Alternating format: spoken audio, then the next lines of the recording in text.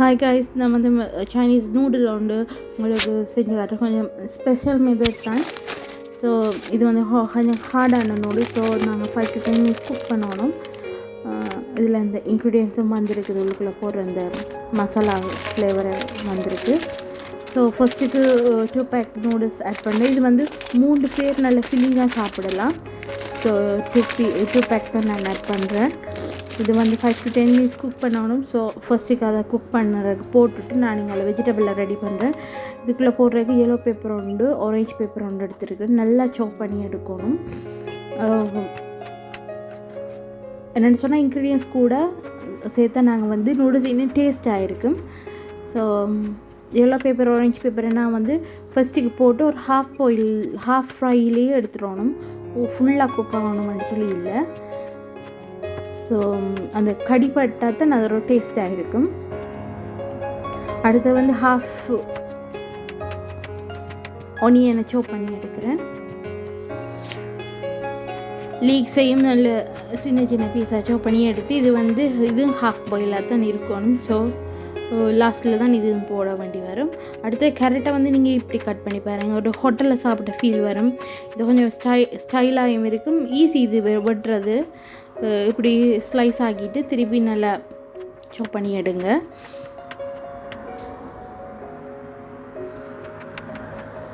டேஸ்டாகவும் இருக்கும், ஒரு ஹாஃப் பாயிலோட கடிபட நல்லாயும் இருக்கும். ஒரு பேனில் எண்ணெயை விட்டுட்டு அதை ஹீட்டாக விட்டுட்டு நான் இதில் முட்டை 2 ஆட் பண்ண போகிறேன். ஸோ ஃபஸ்ட்டுக்கு வந்து கேரட் ஆட் பண்ணுறேன். ரெண்டாவது கொஞ்சம் கூட பாயில் ஆகணும். மற்ற இன்க்ரீடியன்ஸை விட கேரட்டும் yellow பேப்பர் ஆரஞ்சு பேப்பர் கொஞ்சம் கூட டைம் குக் ஆகணும். ஸோ அதை இதில் ஆட் பண்ணுறேன்.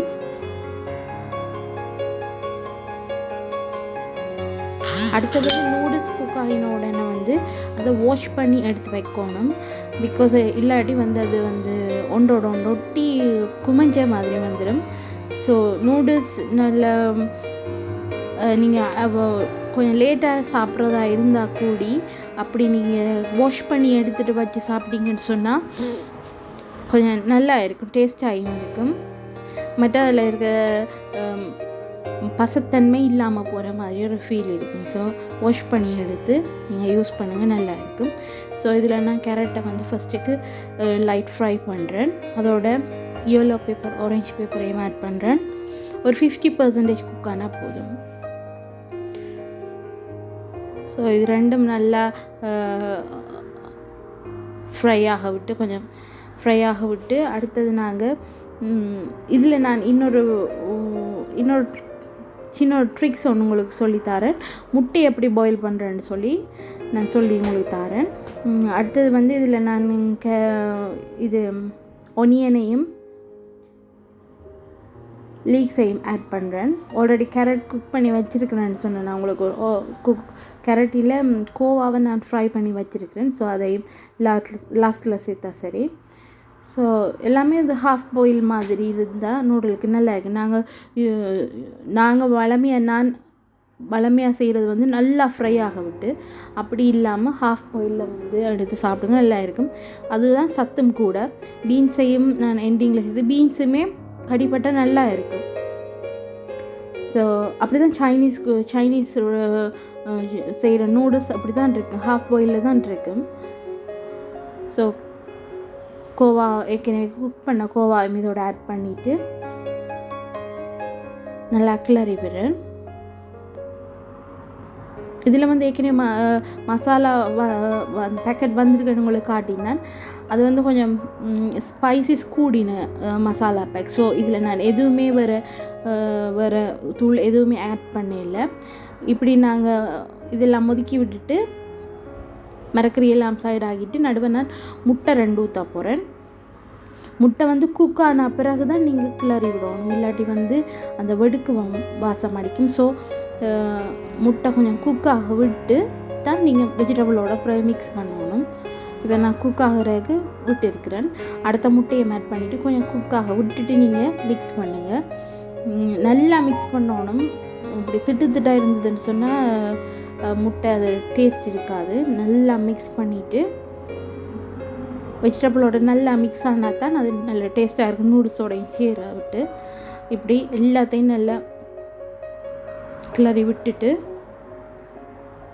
எல்லோரும் கேட்பீங்க நூடுல்ஸ் யூஸ்வலாக செய்கிற சாமான் தானே இதுக்கு ஒரு வீடியோ தேவையான்னு சொல்லி நான் என்னோடய மெத்தட் உங்களுக்கு செஞ்சு காட்டுறேன். இது என்னோடய மெத்தட்.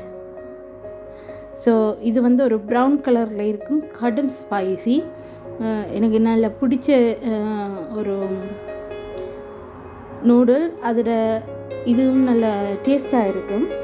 ஸோ கடும் ஸ்பைசி. அதில் நான் ஒரு பேக்கெட்டில் ஒரு முக்கால்வாசி தான் சேர்த்தேன். நான் நல்லா இதையும் கிளறி விட்டுட்டு இது பெருசாக அதுக்கு பிறகு அன்னையும் குக்காக தேவையில்லை. ஸோ ஒரு 2 to 3 மினிட்ஸில் ஓகே. இப்போ நான் சொன்னேன்ல எக் எப்படி டக்குன்னு பாயில் பண்ணுறேன்னு சொல்லி எக்கை ஒரு கப்பில் போட்டு அதில் கொஞ்சம் உப்பு போட்டுட்டு மைக்ரோவேவில் ஒரு 3-4 மினிட்ஸ் வச்செடுத்திங்கன்னா சரி. இப்போ வந்துட்டு நான் கழுவி வச்சுருக்கேன், பாயில் ஆகி வந்துடும் அந்த எக் வந்து. இப்போ கழுவி வச்சுருக்க நூடில் இதோட ஆட் பண்ணி இப்படியே பிரட்டி விடுறது. அந்த எக் வந்து ஃபுல் பாயில் ஆகி வரும். நாங்கள் அடுப்பில் போட்டு வேக வைக்க தேவையில்லை. இது வந்து குயிக்காக நாங்கள் இப்போ அவசரமாக ஏதாவது பாயில் பண்ணணுமென்னு சொன்னால் ஒரு நல்லா பாயில் ஆகணுமெண்டா 6 மினிட்ஸில் வச்சிங்க, டைமில் வந்து 6 வச்சிங்கன்னு சொன்னால் ஃபுல் குக் ஆகி வரும். உப்பு போடுறது ரீசன் வந்து தோல் டக்குன்னு கலரும் நாங்கள் உடைக்கிறதுக்கு. ஸோ ட்ரை பண்ணி பாருங்க, இது ஒரு சின்ன டிப்ஸ் தான். ஸோ நூடுல்ஸ் ரெடி, சாப்பிட்லாம். இந்த சைனீஸ் நூடுல்ஸ் உண்மையாக நல்லா இருக்கும். இந்த நூடுல்ஸ் இல்லாட்டியும் வேறு நூடுல்ஸ் இந்த டைப்பில் நீங்கள் ட்ரை பண்ணி பாருங்கள், நல்லா இருக்கும். ஸோ இதான் என்னோடய dinner. I enjoy my dinner. Thank you so much guys. Try பண்ணி பாருங்க. It's a yummy recipe. Thank you so much.